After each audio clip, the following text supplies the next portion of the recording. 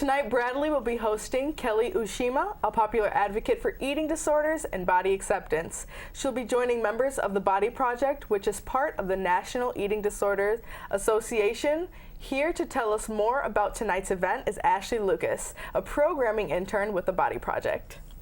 Hi Ashley, so can you tell us more about basically what the Body Project is and how it began?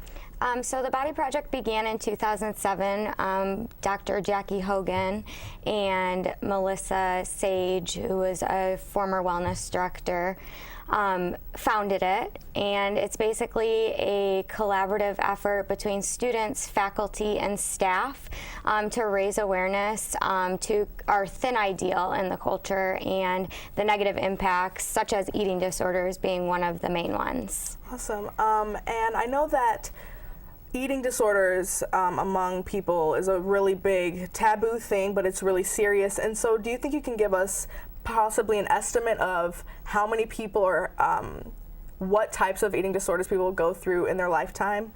Yeah, so according to the National Eating Disorder Association, 30 million people in the United States will or have suffered from an eating disorder at some point in their life.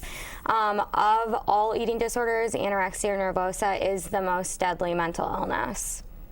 And I know that this week is National Eating Disorder Awareness Week, and I know the theme for this year is Come As You Are. So can you tell us a little bit more of what that really means? So the National Association is really trying to move towards inclusivity and making everybody that has an eating disorder, whether overweight, underweight, whether they're just having body image acceptance issues, making sure that everybody's story is heard. So the Come As You Are is kind of their way of saying, like, share your story, share your struggles, and just be who you are. Don't think you can't share your story because it's not a certain way.